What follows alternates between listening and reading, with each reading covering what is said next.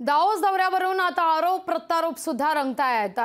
10 जणांची परवानगी असताना 50 जण कशाला, हा सवाल आता आदित्य ठाकरे यांनी उपस्थित केलेला आहे। एनजीओची पदरमोड करून दाओसवारी केली जाते असं सामंत म्हणतायत। आदित्य ठाकरेंच्या टीकेला सामंत यांचा प्रत्युत्तर आहे। दाओस दौऱ्यावरून आता राजकारण तापताना दिसतंय।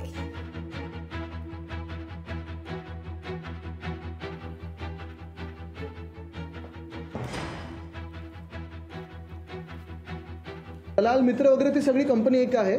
50 लोकांचं ऑफिशियल डेलिगेशन आहे। माझ्या माहितीप्रमाणे खूप वेळा असं असतं की नवरा किंवा बायको स्पाऊस म्हणून कोणीतरी एक जाऊ शकतं अधिक, ते ठीक आहे, चला ते पण मी मान्य करतो। मुलांना पण घेऊन चाललेत म्हणजे तुम्ही 70 लोकांचं हे पूर्ण जे वराड निघालं, लंडनला नाटक होतं ना, तसं वराड निघालंय डायव्हर्सला, असं सगळं चाललंय। MMRDA वेगळं, MIDC वेगळं, आणि जे काही NGOज येत आहेत जे स्वतःच्या खर्चाने येत आहेत त्यांच्यावर आपण कसं काय बंधन घालू शकतो?